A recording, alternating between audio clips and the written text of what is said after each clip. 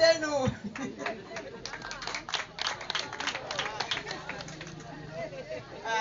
Vraiment, merci beaucoup. Donc, effectivement, le VIH-Sida, ce n'est pas quelque chose d'aujourd'hui. C'est depuis 1981. Ça fait combien d'années? Il y a 40 ans, non? Plus que 40 ans. Vous voyez, non? Qu'on parle de ça. Et jusqu'à présent, on continue de parler de ça. Pourquoi? Parce que ça existe toujours. Il y a des gens qui sont contaminés. Quand ils vont faire les tests là, ça sort qu'ils ont le virus du sida. Toujours ça est là. C'est pour ça que nos partenaires PFO, ils ont dit, ah, venez aussi à Dabakala, vous allez parler. Donc effectivement, le VIH existe. Ça existe parce que chacun de nous là ne veut pas changer de comportement. On dit que le VIH là, ça s'attrape quand tu as les rapports sexuels non protégés. Quand tu vas avec garçon, tu vas avec femme, tu ne portes pas capote. Mais jusqu'à présent, il y a des gens qui disent qu'on ne peut pas manger banane avec sa peau. C'est vrai, non? Voilà. Donc, si quelqu'un est là pour dire qu'il ne veut pas manger banane avec sa peau, ça veut dire que lui, il ne veut pas se prévenir du VIH-Sida. On dit aussi que pour attraper le VIH-Sida, là, c'est quand tu utilises les lames, les couteaux que les gens ont déjà utilisés. Mais jusqu'à présent, quand on va à la coiffure, là, on n'a pas nous-mêmes nos propres tondeuses. On va à la coiffure, ces mêmes tondeuses-là, on met sur la tête de tout le monde. Il n'y a personne pour parler. Il n'y a pas quelqu'un qui a dit, moi là, il ne faut pas mettre sur ma tête, et moi je suis venu avec ma propre tondeuse. Mais personne ne fait ça. VIH-Sida, on dit aussi que ça s'attrape quand la femme est enceinte. Si elle est enceinte, qu'elle a le virus de sida, qu'elle n'est pas partie faire son test de dépistage, le virus là va attraper son enfant. Mais aujourd'hui encore, il y a des femmes qui ne vont pas à l'hôpital quand elles sont enceintes. C'est vrai, non? Elles restent à la maison jusqu'à... Souvent même, elles accouchent encore à la maison. Mais s'il y a maladie dans ton sang, comment est-ce qu'on peut voir? Est-ce que le médicament traditionnel va voir dans ton sang s'il y a maladie dedans? Forcé, il faut aller faire examen.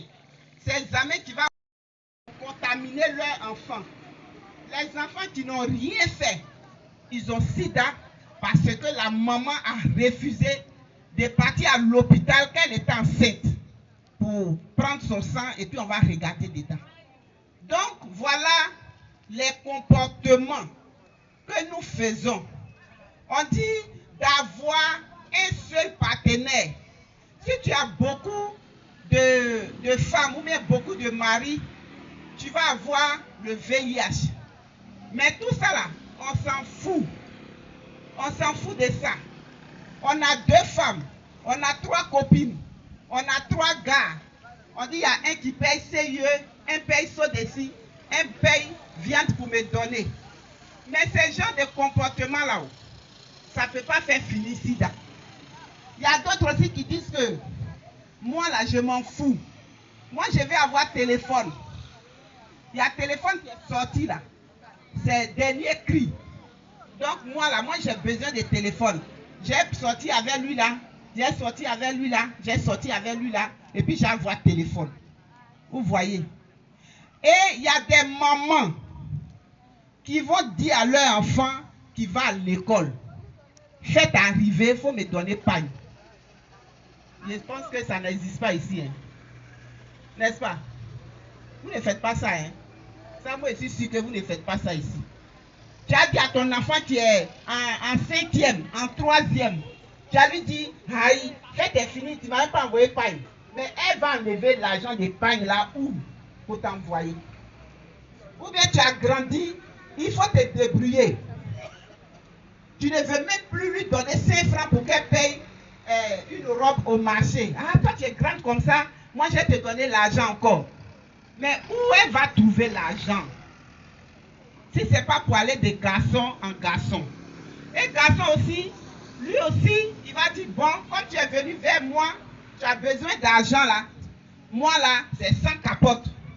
À prendre ou à laisser. Elle va dire, bon, j'ai besoin d'argent, donc je vais faire 100 capotes. Ce n'est pas maladie, elle s'en chercher. Donc, c'est nos comportements, ça doit changer. Vous avez compris, ça doit changer. Il y a aussi sida qu'on peut avoir par excision. Ça, le gouvernement parle de ça. C'est-à-dire une seule lame. Et puis, on fait clair. Est-ce que tout le monde comprend? Ou bien on a besoin d'interprètes?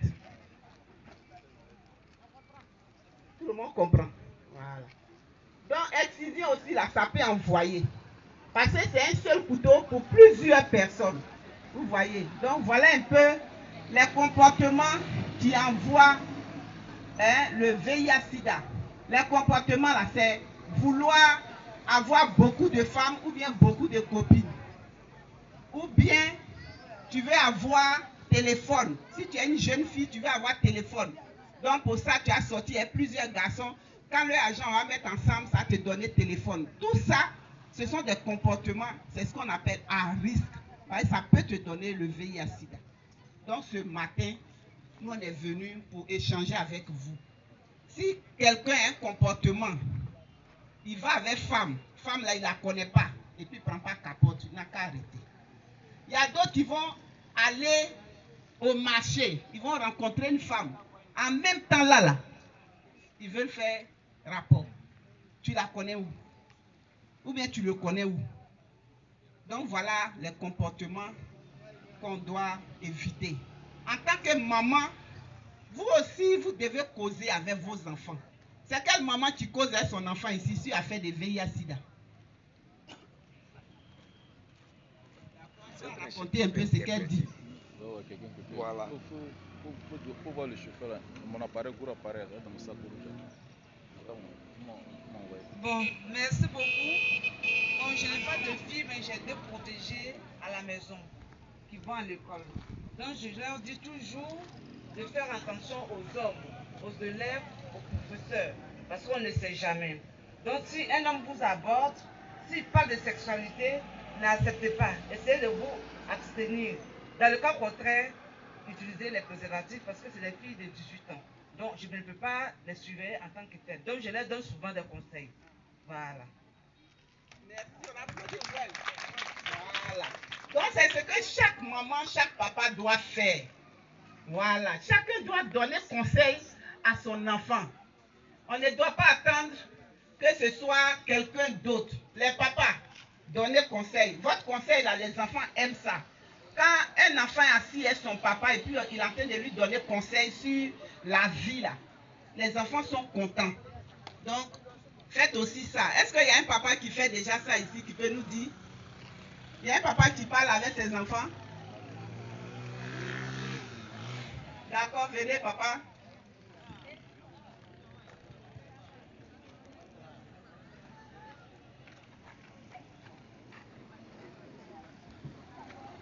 Merci de tout le monde.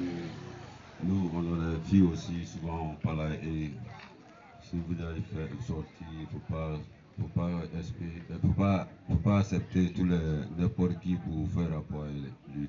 Parce qu'il y avait la sida, si ça arrive dans la cour, ça peut prendre beaucoup de choses. Je vous remercie.